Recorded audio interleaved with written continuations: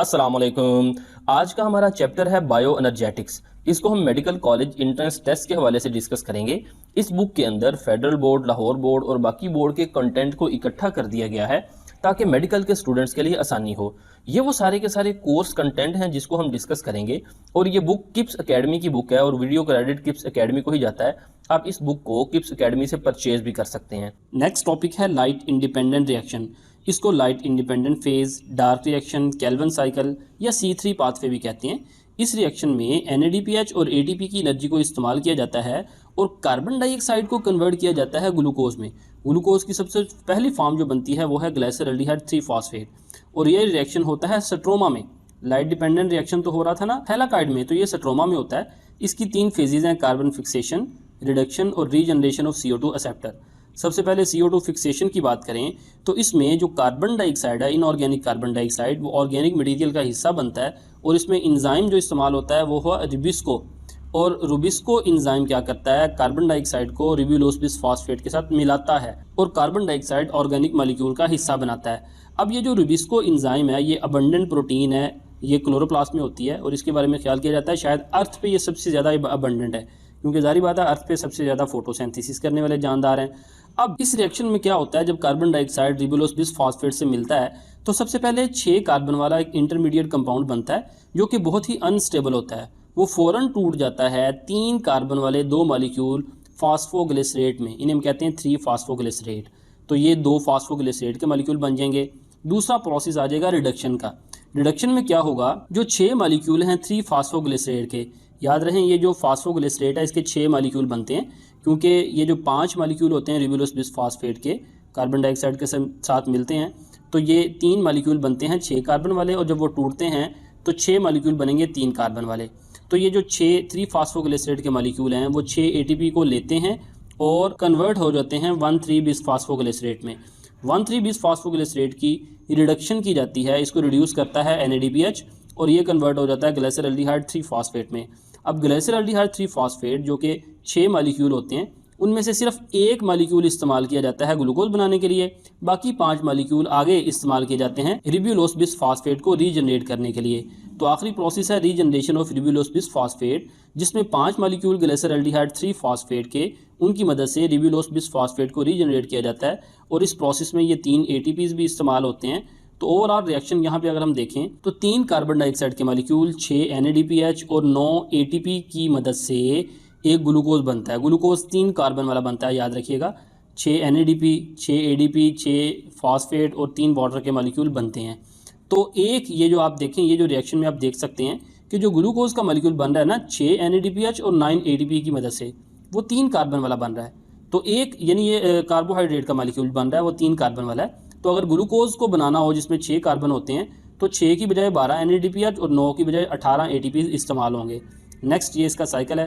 ये जो लेक्चर हम डिस्कस कर रहे हैं इसका मैंने लहदा से MD कैट के हवाले से ना वीडियो लेक्चर रिकॉर्ड किया हुआ है, तो वो आप देख सकते हैं, प्लेलिस्ट में पड़ा हुआ है।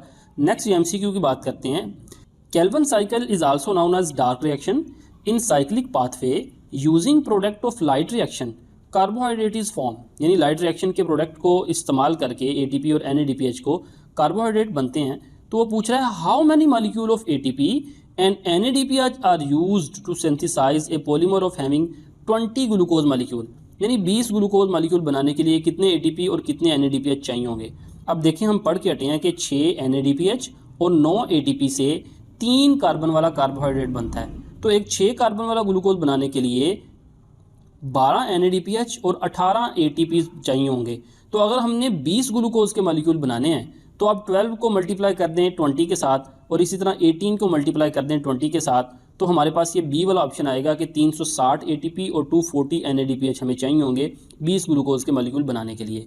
नेक्स्ट हम देखते हैं जी, assume a thylakoid is somehow punctured, यानी थैलाकाइड की जो थैली है मेम्ब्रेन है वो पंक्चर्ड हो जाए, so that the assume a thylakoid is somehow punctured, यानी अगर फर्ज करें थैलाकाइड पंक्चर हो जाए, so that the interior of thylakoid is no longer separated from the stroma. यानी थैलाकाइड के जो इंटीरियर फ्लूइड है, जो ल्यूमेन में फ्लूइड होता है वो स्ट्रोमा के साथ मिल जाता है। This damage will have the most direct effect on which of the following process. तो इससे कौन सा प्रोसेस ज़्यादा इफेक्ट होगा, स्प्लिटिंग ऑफ वाटर मॉलिक्यूल, ये इफेक्ट नहीं होगी क्योंकि ये तो डिपेंड करता है जब लाइट पड़ती है थैलाकाइड के ऊपर। दूसरा, absorption of light energy by chlorophyll, ये भी इफेक्ट नहीं होगी क्योंकि क्लोरोफिल तो थैलाकाइड मेम्ब्रेन में मौजूद है, वो लाइट को जज़ब करता रहेगा। सिंथेसिस ऑफ एटीपी, ये प्रोसेस इफेक्ट होगा क्योंकि एटीपी का सिंथेसिस होना डिपेंड करता है प्रोटॉन जो कि स्ट्रोमा से interior space, thylakoid interior space में आते हैं, ग्रेडियंट बनता है। तो जब वो इंटीरियर स्पेस ही स्ट्रोमा के साथ मिल जाएगी तो वो ग्रेडियंट ही मेंटेन नहीं रहेगा, तो एटीपी जो से हैं यानी प्रोटॉन मूव भी नहीं कर पाएंगे एटीपी सिंथेस से, एटीपी भी नहीं बनेगा, ये प्रोसेस इफेक्ट होगा। डी, रिडक्शन ऑफ एनएडीपी, ये प्रोसेस भी इफेक्ट नहीं होगा क्योंकि इसके इंजाइम भी थैलाकाइड मेम्ब्रेन में मौजूद होते हैं, तो इसका ऑप्शन आएगा सी। नेक्स्ट हम देखते हैं comparison of light and dark reaction. एक तरफ लाइट रिएक्शन है, एक तरफ डार्क रिएक्शन। साइड की बात करें तो लाइट रिएक्शन कहाँ पे होता है? ग्रेना ऑफ क्लोरोप्लास्ट, ये ग्रेना वो जो थैलियाँ होती हैं थैलाकाइड की वहाँ पे होता है, जबकि डार्क रिएक्शन स्ट्रोमा फ्लूइड के अंदर हो रहा होता है। रिक्वायरमेंट ऑफ लाइट की बात करें तो लाइट रिएक्शन में लाइट चाहिए जबकि डार्क रिएक्शन में डायरेक्ट लाइट की ज़रूरत नहीं होती। प्रोडक्ट्स की बात करें तो लाइट रिएक्शन में ऑक्सीजन, एटीपी और NADPH एंड प्रोडक्ट होते हैं। डार्क रिएक्शन यानी केल्विन साइकिल में एटीपी और NADPH तो इस्तेमाल होते हैं और एंड प्रोडक्ट ग्लाइसरल्डिहाइड 3 फॉस्फेट यानी कार्बोहाइड्रेट की किस्म होती है। नेक्स्ट टॉपिक है सेलुलर रेस्पिरेशन। अब सेलुलर रेस्पिरेशन वो प्रोसेस है जिसमें जानदार कॉम्प्लेक्स ऑर्गेनिक कंपाउंड्स को तोड़ता है और बहुत सारी एनर्जी हार्वेस्ट करता है, एनर्जी प्रोड्यूस करता है। रेस्पिरेशन या तो एक्सटर्नल रेस्पिरेशन हो सकती है जिसमें सिर्फ गैसों का तबादला होता है, गैसेस एक्सचेंज होती है, या वो इंटरनल रेस्पिरेशन हो सकती है जिसे हम सेलुलर रेस्पिरेशन भी कहते हैं, और ये एक ऑक्सीडेशन प्रोसेस है और इसका मोस्ट कॉमन फ्यूल ग्लूकोज है जिसको मेटाबोलाइज करने के लिए ऑक्सीजन भी चाहिए होती है। टाइप्स ऑफ रेस्पिरेशन की बात करें तो सेलुलर रेस्पिरेशन की दो किस्में हैं, एरोबिक रेस्पिरेशन और एनारोबिक, लेकिन इन दोनों का जो फर्स्ट स्टेप है वो सिमिलर है, वो है ग्लाइकोलिसिस, जिसमें एक ग्लूकोज के मॉलिक्यूल से 2 पायरुविक एसिड बनते हैं। और नेक्स्ट प्रोसेस फिर डिपेंड करता है ऑक्सीजन की अवेलेबिलिटी पर।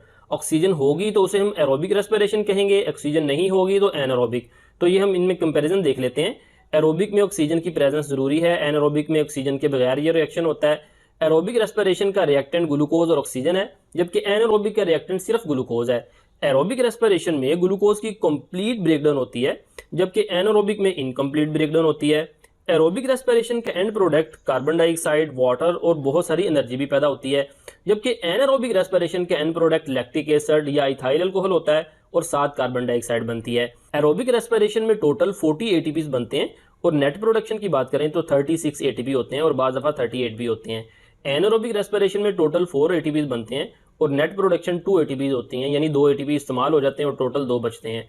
एरोबिक माइटोकॉन्ड्रिया में हो रहा है जबकि एनारोबिक साइटोप्लाज्म में होती है। नेक्स्ट हम मैकेनिज्म की बात करते हैं एनारोबिक रेस्पिरेशन।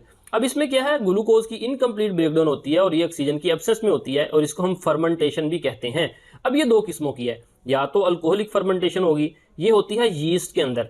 अब देखें अल्कोहलिक फर्मेंटेशन में आप रिएक्शन देखें, सबसे पहले ग्लूकोज का मॉलिक्यूल टूटता है, 2 पायरुविक एसिड बनाता है। अब ये जो पायरुविक एसिड है इसकी डीकार्बोक्सिलेशन होती है, यानी इसमें से कार्बन डाइऑक्साइड रिमूव होता है, यहाँ पे देखें रिमूव हो रहा है कार्बन डाइऑक्साइड, और ये एसिटल्डिहाइड में कन्वर्ट हो जाता है। अब एसिटल्डिहाइड को रिड्यूस करता है NADH, यानी अपने प्रोटॉन हाइड्रोजन इस एसिटल्डिहाइड को देता है और इस रिडक्शन की वजह से एसिटल्डिहाइड इथानोल में कन्वर्ट हो जाती है। तो आप कह सकते हैं अल्कोहलिक फर्मेंटेशन में ये अल्कोहल बन जाता है।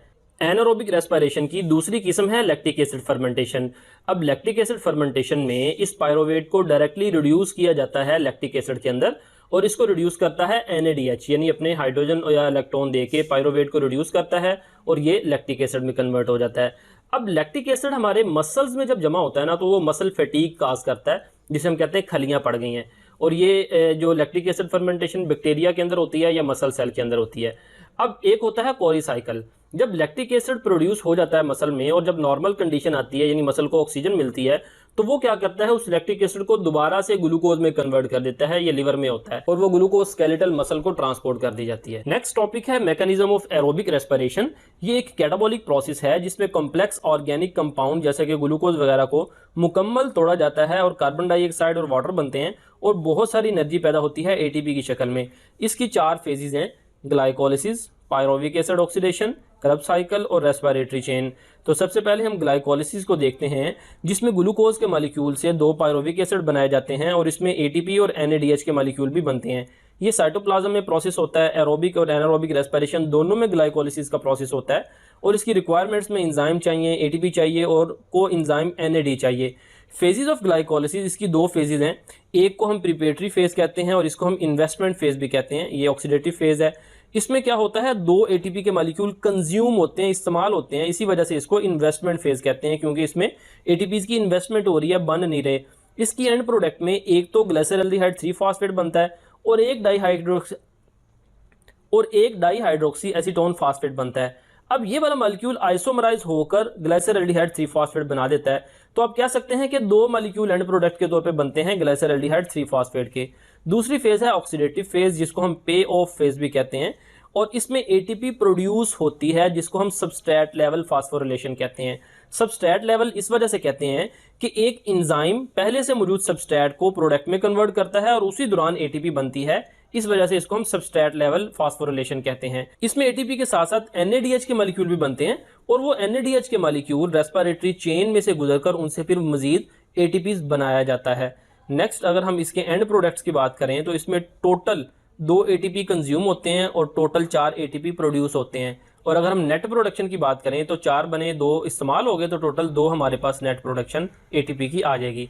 ये ग्लाइकोलिसिस का आगे रिएक्शन है। इसमें आप देख सकते हैं ये जो ऊपर वाली फेज है, ये आपके पास यहाँ पे प्रिपरेटरी फेज नजर आ रही है। इसके 5 स्टेप जो से आप देख सकते हैं और पांचों के पांचों स्टेप में आपने याद करने वाली चीज एंजाइम देखने हैं। यानी ये जो हेक्सोकाइनेस एंजाइम है, यहाँ पहले स्टेप को कैटालाइज कर रहा है। इसी तरह फॉस्फोहेक्सोस आइसोमरेज इस दूसरे स्टेप को कैटालाइज कर रहा है। इसी तरह फॉस्फोफ्रुक्टोकाइनेस तीसरे स्टेप को कैटालाइज कर रहा है। एल्डोलेज इस चौथे स्टेप को कैटालाइज कर रहा है। ट्रायोस फॉस्फेट आइसोमरेज इस 5वें स्टेप को कैटालाइज कर रहा है। इसी तरह नेक्स्ट देखें, ये आपके पास पे ऑफ फेज नजर आ रही है। इस फेज में भी आपने इंजाम याद करनी है, 6 नंबर वाला इंजाम यहाँ पे। तो ये एमसीक्यू आ सकता है। मसलन देखें, एल्डोलेज इंजाइम कहाँ पे काम कर रहा है, वो फास्फोग्लिसरेट 2 फास्फोग्लिसरेट को कन्वर्ट कर रहा है फास्फिनोल पायरोवेट के अंदर। तो इस तरह से अपने सारे इंजाइम्स की लोकेशन, कौन सा इंजाइम कहाँ पे काम कर रहा है, ये आपने याद रखना है। नेक्स्ट बॉक्स में मौजूद एमसीक्यूज डिस्कस कर लेते हैं। पहला एमसीक्यू है, which of the following convergence show the activity of kinase. अब काइनेज इंजाइम किस रिएक्शन को कैटालाइज करवा रहा है। इसके लिए हमें दोबारा से ग्लाइकोलिसिस वाला ये टेबल देखें तो नंबर 10 वाला ये जो पायरोवेट काइनेज इंजाइम है, ये फास्फिनोल पायरोवेट को कन्वर्ट करवा रहा है पायरोवेट के अंदर। तो इसी रिएक्शन को ये कैटालाइज करवाएगा। तो इसका जो आंसर आएगा वो आएगा फास्फिनोल पायरोवेट टू पायरोवेट। दूसरा एमसीक्यू देखें, a summary of glycolytic reaction is given, mention a point where redox reaction is taking place. यानी इस समरी में कौन सा स्टेप है जहां पे रिडॉक्स यानी रिडक्शन और ऑक्सीडेशन एक ही जगह पे हो रहे हैं। तो अगर हम देखें, ये ग्लाइसरल्डिहाइड 3 फॉस्फेट से जब 1,3 बिस फास्फोग्लिसरेट बन रहा है तो यहाँ पे रिडक्शन और ऑक्सीडेशन दोनों होते हैं। कैसे? ग्लाइसरल्डिहाइड 3 फॉस्फेट से 2 हाइड्रोजन या 2 इलेक्ट्रॉन निकलते हैं और वो NAD के साथ मिलते हैं और NAD को रिड्यूस कर देते हैं NADH के अंदर।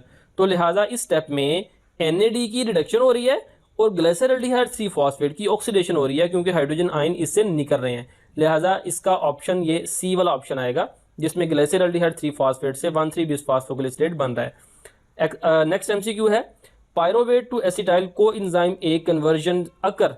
अब यहाँ पे आपको इस डायग्राम में ये अगर आप देखें कि ये पायरोवेट जो कि साइटोप्लाज्म में बनते हैं, फिर वो माइटोकॉन्ड्रियल मैट्रिक्स के अंदर आ जाते हैं और पायरोवेट जब अंदर आता है तो उसके साथ ये कोएंजाइम ए मिलता है और वो एसिटाइल कोएंजाइम ए बन जाता है। तो इसका जवाब आप कहेंगे माइटोकॉन्ड्रियल मैट्रिक्स। तो इसका सही ऑप्शन आएगा सी, मैट्रिक्स। ग्लाइकोलिसिस के बाद दूसरा स्टेप है पायरोविक एसिड ऑक्सीडेशन। अब ये प्रोसेस होता है माइटोकॉन्ड्रियल मैट्रिक्स में। इसके लिए पायरोवेट को माइटोकॉन्ड्रिया के अंदर जाना पड़ता है, लेकिन पायरोवेट एक चार्ज मॉलिक्यूल है, तो इसको अंदर जाने के लिए एक प्रोटीन होती है, एक कैरियर प्रोटीन, जिसे हम कहते हैं पायरोवेट ट्रांसलुकेज। यहाँ पे ये आपको नजर आ रही है पायरोवेट ट्रांसलुकेज, जो इस पायरोवेट को माइटोकॉन्ड्रियल मैट्रिक्स के अंदर लेके आती है। अब लेकिन जैसे ही पायरोवेट माइटोकॉन्ड्रियल मैट्रिक्स में अंदर आता है तो वो डायरेक्टली पार्टिसिपेट नहीं कर पाता क्रब साइकिल में, बल्कि पहले उसकी होती है ऑक्सीडेशन। उसे हम कहते हैं ऑक्सीडेशन ऑफ पायरोवेट, या इसको हम लिंक रिएक्शन भी कहते हैं। लिंक रिएक्शन इस वजह से कहते हैं क्योंकि पायरोवेट जो कि बाहर साइटोप्लाज्म में है वो आगे पार्टिसिपेट करता है क्रब साइकिल में, जो कि माइटोकॉन्ड्रिया के अंदर होता है। लिहाजा ये आप कह लें एसिटाइल कोएंजाइम ए लिंक करता है साइटोप्लाज्म के रिएक्शन को माइटोकॉन्ड्रियल रिएक्शन से, लिहाजा इसको लिंक रिएक्शन कहते हैं। तो डायग्राम में आप देख सकते हैं कि पायरोवेट पहले उस ट्रांसपोर्ट प्रोटीन के जरिए अंदर आता है। अंदर आने के बाद सबसे पहले उसकी डीकार्बोक्सिलेशन होती है, यानी कार्बन डाइऑक्साइड रिमूव होती है। दूसरे नंबर पर वो पायरोवेट से निकलने वाला जो हाइड्रोजन है वो NAD को रिड्यूस करता है NADH+H के अंदर, और साथ ही साथ कोएंजाइम ए के साथ मिलकर एसिटाइल कोएंजाइम ए में ट्रांसफर हो जाता है। यहाँ पे हम साइड बॉक्स देखें तो relationship between pyruvic acid and lactic acid, इन दोनों में रिलेशनशिप क्या है। वो कह रहा है कि पायरोविक एसिड लैक्टिक एसिड की निस्बत लेस डेंजरस है, लेकिन जब लैक्टिक एसिड की फर्मेंटेशन होती है ना तो उसके नतीजे में NAD बनता है और NAD काम करता है ग्लाइकोलिसिस के साथ मिलकर ताकि ATP की सप्लाई को मेंटेन किया जा सके। इसको समझिएगा गौर से, ये प्रोसेस किस तरह से होता है। यहाँ पे देखें, जब पायरोवेट से ये लैक्टिक एसिड बनता है तो इस पायरोवेट की रिडक्शन करता है NADH+H और खुद कन्वर्ट हो जाता है NAD में, और ये NAD फिर जब ग्लाइकोलिसिस का प्रोसेस होता है तो ये NAD दोबारा से रिड्यूस होकर NADH+H बना देता है। और इस तरह से आप कह लें कि ये प्रोसेस एनारोबिक रेस्पिरेशन में एनर्जी की जो सप्लाई है, जो 2 ATP बनते हैं, जो यहाँ पे बन रहे हैं 2 ATP, उनकी सप्लाई को ये प्रोसेस मेंटेन रखता है। एरोबिक रेस्पिरेशन का थर्ड स्टेप है क्रेब्स साइकिल। इसकी ये सारी की सारी थ्योरी आपके सामने नजर आ रही है, इसको मैं सिर्फ डायग्राम से एक्सप्लेन करूंगा। ये क्रेब्स साइकिल है, इसको सर हैंस क्रेब्स ने डिस्कवर किया था, इसी वजह से इसको क्रेब्स साइकिल कहते हैं। और इसका सबसे पहला प्रोडक्ट सिट्रेट है जिसको सिट्रिक एसिड कहते हैं, इसी वजह से इसको सिट्रिक एसिड साइकिल भी कहते हैं। अब सिट्रिक एसिड में 3 कार्बोक्सिल ग्रुप होते हैं, 1, 2 और ये 3, इसी वजह से इसको ट्राई कार्बोक्सिलिक एसिड साइकिल भी कहते हैं। क्रेब्स साइकिल के सबसे पहले स्टेप में acetyl co enzyme A plus water oxalo acetate के साथ मिलते हैं और सिट्रेट बना देते हैं। इसमें को एंजाइम A लाइब्रेट होता है, रिमूव हो जाता है। अब दूसरे स्टेप में सिट्रेट की डिहाइड्रेशन होती है और इससे एक वाटर मॉलिक्यूल रिमूव होता है और सिस A क्वानिटेट बन जाता है। थर्ड स्टेप में सिस A क्वानिटेट की हाइड्रेशन होती है, इसमें एक वाटर मॉलिक्यूल ऐड होता है और ये आइसोसिट्रेट बना देता है। नेक्स्ट फोर्थ स्टेप में आइसोसिट्रेट की ऑक्सीडेटिव डीकार्बोक्सिलेशन होती है, यानी ऑक्सीडेशन और डीकार्बोक्सिलेशन एक साथ। सबसे पहले 2 हाइड्रोजन आयन रिमूव होते हैं और वो हाइड्रोजन आयन NAD को रिड्यूस कर देते हैं NADH+H के अंदर, तो ये होगी इसकी ऑक्सीडेशन, यानी हाइड्रोजन इससे रिमूव हो गए।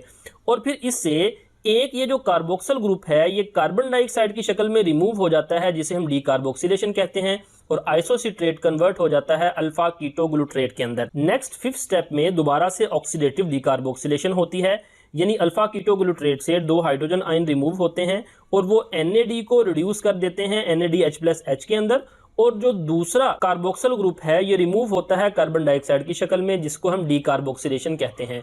और साथ ही साथ कोएंजाइम A भी अल्फा कीटोग्लूट्रेट के साथ ऐड होता है और अल्फा कीटोग्लूट्रेट कन्वर्ट हो जाता है सक्सिनाइल कोएंजाइम A के अंदर। 6 स्टेप में सक्सिनाइल कोएंजाइम A से कोएंजाइम A रिमूव हो जाता है और ये सक्सिनेट में कन्वर्ट हो जाता है और इसमें वाटर का मॉलिक्यूल ऐड भी होता है।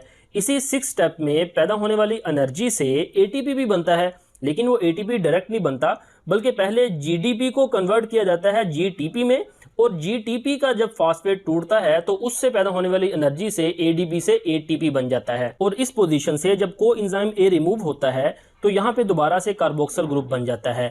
7th स्टेप में सक्सिनेट की ऑक्सीडेशन होती है और इससे रिमूव होने वाले हाइड्रोजन आयन FAD को रिड्यूस कर देते हैं FADH+H के अंदर, और सक्सिनेट की ऑक्सीडेशन के नतीजे में फ्यूमारेट कंपाउंड बन जाता है। याद रहे इस ऑक्सीडेशन को हम डीहाइड्रोजनेशन भी कहते हैं, क्योंकि ऑक्सीडेशन हाइड्रोजन के रिमूव होने की शक्ल में होती है। नेक्स्ट फ्यूमारेट की हाइड्रेशन होती है, यानी इसमें वाटर मॉलिक्यूल ऐड होता है और ये मैलेट में कन्वर्ट हो जाता है।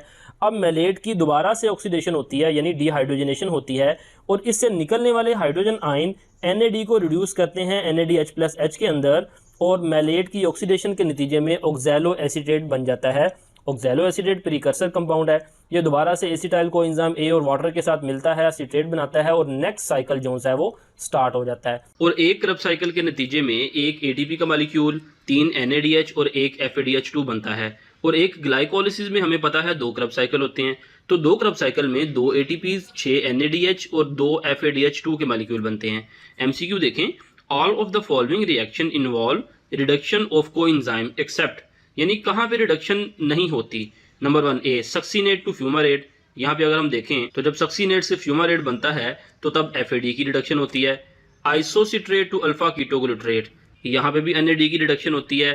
Pyruvate to acetyl coenzyme A, वहाँ पे भी NAD की रिडक्शन होती है। फ्यूमारेट टू मैलेट, तो जब फ्यूमारेट से ये मैलेट बनता है तो यहाँ पे कोई रिडक्शन नहीं होती, तो इसका ऑप्शन आएगा D। नेक्स्ट TAC यानी try carboxylic acid cycle involves interconversion of carbohydrate molecule. Which of the following process take place only once during the completion of one cycle? यानी पूरे साइकिल में कौन सा प्रोसेस एक ही दफा होता है। A isomerisation, B reduction, C oxidation और डी कार्बोक्सिलेशन।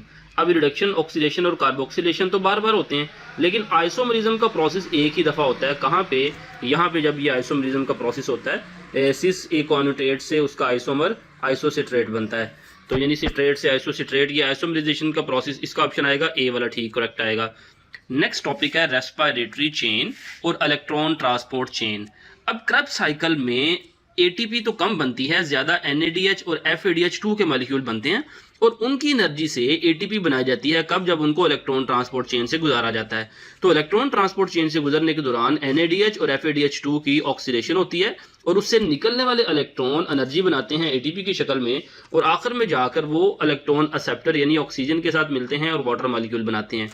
ये साइड बॉक्स देखें तो वो कह रहा है कि रेस्पिरेशन में एनर्जी, यानी हमारे जो लिविंग सिस्टम है, एनर्जी बिट्स की शक्ल में, यानी थोड़ी थोड़ी एनर्जी रिलीज होती है ताकि बहुत ज़्यादा कह लें हीट प्रोड्यूस ना हो, एक्स्ट्रा हीट प्रोड्यूस ना हो और एंजाइम डीनेचर ना हो। नेक्स्ट हम देखते हैं इलेक्ट्रॉन ट्रांसपोर्ट चेन को। इसके कंपोनेंट्स की बात करें तो इसमें NADH D hydrogenase complex 1, FADH D hydrogenase complex 2, को एंजाइम Q, इसी तरह cytochrome reductase complex 3, cytochrome C और साइटोक्रोम ऑक्सीडेज कम्प्लेक्स 4 इसके अंदर मौजूद होते हैं। साइटोक्रोम ये अब कह लें आयरन कंटेनिंग कंपाउंड होते हैं। ये सारी इसकी थ्योरी लिखी हुई है। इस सारे प्रोसेस को भी हम डायग्राम के जरिए एक्सप्लेन करेंगे।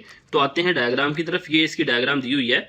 ये माइटोकॉन्ड्रिया की मेम्ब्रेन है, ये इनर मेम्ब्रेन है माइटोकॉन्ड्रिया की, जिसके अंदर ये सारे के सारे एंजाइम और को एंजाइम एम्बेडेड हैं। तो सबसे पहले क्या होगा? NADH की ऑक्सीडेशन होगी और इससे निकलने वाले जो हाइड्रोजन आयन है वो तो इस माइटोकॉन्ड्रियल मैट्रिक्स में आ जाएंगे और जो 2 इलेक्ट्रॉन हैं वो आएंगे इस NADH डी हाइड्रोजनेस कॉम्प्लेक्स के पास, जिसको हमने 1 का नाम दिया था, और यहाँ से वो इलेक्ट्रॉन जाएंगे ये को एंजाइम Q के पास। और याद रखें जब FADH2 की ऑक्सीडेशन होगी ना, तब भी ये 2 इलेक्ट्रॉन इसी को एंजाइम Q के पास ही आएंगे और FADH की ऑक्सीडेशन के नतीजे में 2 हाइड्रोजन आयन बनेंगे जो कि माइटोकॉन्ड्रियल मैट्रिक्स में आ जाएंगे। अब को एंजाइम Q के पास जो 2 इलेक्ट्रॉन हैं वो आगे साइटोक्रोम रिडक्टेज कॉम्प्लेक्स 3 के पास जाएंगे और वहां से होते हुए साइटोक्रोम C के पास चले जाएंगे। तो इस प्रोसेस में देखें को एंजाइम Q की ऑक्सीडेशन होगी और साइटोक्रोम C की रिडक्शन होगी। तो हर स्टेप में एक कंपाउंड की ऑक्सीडेशन होगी और एक कंपाउंड की रिडक्शन होगी। देखें जब यहाँ से NADH डी हाइड्रोजनेस कॉम्प्लेक्स से वो 2 इलेक्ट्रॉन गुजरेंगे ना, तो उनके गुजरने से जो एनर्जी पैदा होगी उस एनर्जी से हाइड्रोजन आयन को माइटोकॉन्ड्रियल मैट्रिक्स से उठाकर, ये देखें ये सारा आपको नजर आ रहा है, लेके आया जाएगा इंटरमेम्ब्रेन स्पेस में। इसी तरह जब ये वाला साइटोक्रोम रिडक्टेज कॉम्प्लेक्स यहाँ से इलेक्ट्रॉन गुजरेंगे तो यहाँ से भी इन हाइड्रोजन आयन को गुजारा जाएगा इंटरमेम्ब्रेन स्पेस से। तो यहाँ से भी हाइड्रोजन आयन को माइटोकॉन्ड्रियल मैट्रिक्स से उठा के गुजारा जाएगा इंटरमेम्ब्रेन स्पेस के अंदर, यानी लो टू हायर पोटेंशियल। अब साइटोक्रोम C से electron next cytochrome oxidase complex के पास आएंगे और यहाँ से होते हुए वो इधर माइटोकॉन्ड्रियल मैट्रिक्स में आ जाएंगे और वो 2 इलेक्ट्रॉन यहाँ पे माइटोकॉन्ड्रियल मैट्रिक्स में 2 इलेक्ट्रॉन 2 प्रोटॉन, ये दोनों ऑक्सीजन के साथ मिलकर वाटर का मॉलिक्यूल बना देंगे। तो जब यहाँ से इलेक्ट्रॉन गुजरेगा तो यहाँ से भी हाइड्रोजन आयन को माइटोकॉन्ड्रियल मैट्रिक्स से पंप किया जाएगा ऊपर इंटरमेम्ब्रेन स्पेस के अंदर। तो यहाँ पे इन 3 जगहों के हम देखें, जब NADH की ऑक्सीडेशन होती है तो 3 जगहों पर हाइड्रोजन आयन को पंप किया जा रहा है। यहाँ पे NADH डी हाइड्रोजनेस कॉम्प्लेक्स से, यहाँ से साइटोक्रोम रिडक्टेज कॉम्प्लेक्स 3 से और इसी तरह साइटोक्रोम ऑक्सीडेज कॉम्प्लेक्स 4 से। तो ये हाइड्रोजन आयन को पंप करता है और ये जो हाइड्रोजन आयन यहाँ पे मौजूद हैं ये फिर क्या करते हैं, एक और एंजाइम से गुजरते हैं। उस एंजाइम का नाम है ATP सिंथेज। ये आपको ATP सिंथेज नजर आ रहा है ब्लू कलर में। इसके 2 हिस्से होते हैं। ये जो इसकी टेलनुमा पोर्शन है इसे F0 पोर्शन कहते हैं। ये इन हाइड्रोजन आयन को सिर्फ अपने अंदर से गुजारता है। यहाँ पे देखें इसके अंदर से हाइड्रोजन आयन गुजरते हैं और ये जो स्वॉलन पोर्शन आपको नजर आ रहा है नीचे नोब नुमा जिस तरह कील का ऊपर वाला हेड होता है उसे हम F1 पोर्शन कहते हैं। F1 पोर्शन क्या करता है, वो आने वाले हाइड्रोजन आयन की एनर्जी से ये इंटर माइटोकॉन्ड्रियल मैट्रिक्स में ADP के साथ एक फास्फेट को जोड़ता है, ADP के साथ फास्फेट, और वो ATP में कन्वर्ट हो जाता है। तो लिहाजा ये जो 3 जगह से ये हाइड्रोजन आयन जा रहे हैं तो यहाँ पे भी फिर ये 3 ATPs यहाँ पे बनती हैं और वो 3 ATPs ATP सिंथेज बनाता है। तो ये हमने सारा प्रोसेस डायग्राम के जरिए देख लिया। नेक्स्ट हम देखते हैं केमियोसिंथेसिस। और याद रहे ये जो हाइड्रोजन आयन है इसकी मूवमेंट की वजह से जो ATP बनती है, पहले hydrogen ion low to higher concentration जाता है, फिर हायर टू लोअर कंसंट्रेशन, यहाँ से यानी ऊपर से नीचे आता है। तो हाइड्रोजन आयन की मूवमेंट की वजह से जो ATP बनती है इसे हम केमियोसिंथेटिक ATP प्रोडक्शन कहते हैं। ये इस प्रोसेस को हम केमियोसिंथेसिस कहते हैं। क्रिटिकल कंसेप्ट में देखें तो सबसे पहले क्लोरोप्लास्ट की बात करें तो क्लोरोप्लास्ट में जो प्रोटॉन पंप होता है वो स्ट्रोमा से ल्यूमेन में जाता है और हाइड्रोजन डिफ्यूजन जो सी है वो ल्यूमेन से स्ट्रोमा में होती है। माइटोकॉन्ड्रिया की बात करें तो प्रोटॉन पंप मैट्रिक्स से इंटरमेम्ब्रेन स्पेस में होता है, जैसा कि यहाँ पे देखें माइटोकॉन्ड्रियल मैट्रिक्स से इंटरमेम्ब्रेन स्पेस में प्रोटॉन की पंपिंग होती है। और हाइड्रोजन की डिफ्यूजन कहाँ पे होती है? इंटरमेम्ब्रेन स्पेस से मैट्रिक्स के अंदर। यहाँ पे देखें इंटरमेम्ब्रेन स्पेस से नीचे मैट्रिक्स के अंदर हाइड्रोजन की डिफ्यूजन हो रही है। जबकि बैक्टीरिया की बात करें तो बैक्टीरिया में प्रोटॉन पंपिंग साइटोप्लाज्म से पेरिप्लाज्मिक स्पेस में होती है और हाइड्रोजन की डिफ्यूजन है वो पेरिप्लाज्मिक स्पेस से वापस साइटोप्लाज्म में होती है। नेक्स्ट हम बात करते हैं energy budget calculation and regulation of cellular respiration, यानी एनर्जी बजट, कितनी एनर्जी बनती है। जब प्रोकैरियोटिक सेल में हमें पता है माइटोकॉन्ड्रिया तो नहीं होता, लिहाजा उसमें टोटल 38 एटीपीज बनते हैं, लेकिन यूकैरियोटिक सेल में 36 एटीपी बनते हैं। उसकी वजह यह है कि जो सबसे पहला ग्लाइकोलिसिस का प्रोसेस है ना, ग्लाइकोलिसिस में 2 NADH जो बनते हैं उनको इलेक्ट्रॉन ट्रांसपोर्ट चेन से गुजरने के लिए माइटोकॉन्ड्रिया के अंदर जाना पड़ता है। तो जब वो 2 NADH माइटोकॉन्ड्रिया के अंदर जाते हैं ना, तो वो पूरे के पूरे माइटोकॉन्ड्रिया के अंदर नहीं जा पाते, बल्कि उनका बहुत ज़्यादा एनर्जाइज्ड इलेक्ट्रॉन ही NADH से, यानी NADH का एनर्जाइज्ड इलेक्ट्रॉन ही माइटोकॉन्ड्रिया की मेम्ब्रेन से गुजरता है और वो इलेक्ट्रॉन अंदर जाके उसको FAD पकड़ता है और FADH2 में कन्वर्ट कर देता है। यानी 2 NADH जब वो अंदर आते हैं तो वो अंदर FADH2 की शक्ल में आते हैं। NADH से हमें पता है जब वो इलेक्ट्रॉन ट्रांसपोर्ट चेन से गुजरता है उसका हाइड्रोजन, तो उससे 3 ATPs बनती हैं, लेकिन FADH2 से सिर्फ 2 ATPs बनती हैं। क्योंकि यहाँ पे अगर हम देखें ना, ये तो NADH की जब ऑक्सीडेशन होती है तो यहाँ से भी हाइड्रोजन आयन की मूवमेंट हो रही है, यहाँ से भी और यहाँ से भी, यानी 3 ATPs बनती हैं। लेकिन जब FADH2 की ऑक्सीडेशन होती है तो सिर्फ 2 जगह से ये हाइड्रोजन आयन पंप हो रहा होता है, तो 2 ATPs बनती हैं। लिहाजा तो यहाँ पे वही प्रोसेस होता है। तो जब NADH बाहर साइटोप्लाज्म से माइटोकॉन्ड्रिया के मेम्ब्रेन में आता है तो FADH2 में कन्वर्ट हो जाता है और 2 ATPs बनाता है। लिहाजा यूकैरियोटिक सेल में टोटल 36 ATPs बनती हैं, जबकि प्रोकैरियोटिक सेल में 38 ATPs बनती हैं, यानी यूकैरियोटिक सेल में 2 कम ATPs बनती हैं। नेक्स्ट ये साइड बॉक्स है, इसको देख लीजिएगा। और नेक्स्ट ये टेबल है, उसमें वही सारा कुछ एक्सप्लेन किया हुआ है जो हम पीछे एक्सप्लेन कर चुके हैं। यानी ये जो ग्लाइकोलिसिस की दोनों फेज़ हैं उनमें 2 ATP इस्तेमाल होते हैं, 4 ATP बनते हैं, यानी नेट 2 ATP यहाँ पे बन गए। नेक्स्ट जो 2 NADH हैं जो कि ग्लाइकोलिसिस में ही बने हैं, और हमें पता है ये जिस तरह मैं एक्सप्लेन करके आता हूँ माइटोकॉन्ड्रिया के अंदर आएंगे तो इनसे सिर्फ 4 ATPs बन पाएंगे। नेक्स्ट ये जो 2 NADH हैं पायरुवेट ऑक्सीडेशन में 1 से 3 और 2 से 6 ATPs बनते हैं। क्रब साइकिल की बात करें तो क्रब साइकिल में 2 ATPs बनते हैं और क्रब साइकिल में बनने वाले 6 NADH से 18 ATPs बनेंगे, 2 FADH2 से 4 ATPs बनेंगे। तो टोटल जो नेट यील्ड होगी वो 36 ATPs होगी यूकैरियोटिक सेल में और 38 होंगे प्रोकैरियोटिक सेल में। प्रोकैरियोटिक सेल में 38 इस वजह से कि वहाँ पे ये 4 की बजाय 6 ATPs बनेंगे। नेक्स्ट आपके पास ये MCQ है, when 1 mole of glucose is broken down to 38 net ATPs per glucose, यानी 1 मोल ग्लूकोज में से हर ग्लूकोज 38 ATPs बनाता है in the prokaryote, then it mean it gives that % yield. तो कितने % एनर्जी इसमें पैदा हो रही है? तो ये आप कह सकते हैं ऑलमोस्ट 90% एनर्जी इसकी यील्ड हो रही है। मुझे इसका एग्जैक्ट नहीं पता, ये मेरा अंदाज़ा है, तो आप इसको मज़ीद कन्फर्म कर लीजिएगा। नेक्स्ट ये जो टॉपिक है, अब इसका लेक्चर मेरा अलहदा से अपलोडेड है, मैं उसका लिंक दे दूंगा नीचे डायग्राम में, क्योंकि लेक्चर आगे बहुत लेंथी हो गया, इसको मैं एक्सप्लेन नहीं करूँगा। नेक्स्ट ये जो टॉपिक है importance of glyceraldehyde 3 phosphate and cellular respiration of fats and proteins, इसको भी आप नोट कर लीजिएगा। ये MD-CAT के हवाले से इतना इंपॉर्टेंट नहीं है, लेकिन फिर भी ये शामिल है, आप इसको एक दफ़ा देख लीजिएगा इस टॉपिक को। और इस पूरे चैप्टर में जितने भी टॉपिक्स हैं फर्दर, उनके अलग-अलग जो इंडिविजुअल लेक्चर हैं वो नीचे मैं लिंक में दे दूँगा, डिस्क्रिप्शन में दे दूँगा। तो उम्मीद है आपको इस लेक्चर का इंतहाई फ़ायदा हुआ होगा। मिलते हैं नेक्स्ट लेक्चर के साथ। अस्सलामु अलैकुम वरहमतुल्लाहि वबरकातुहू।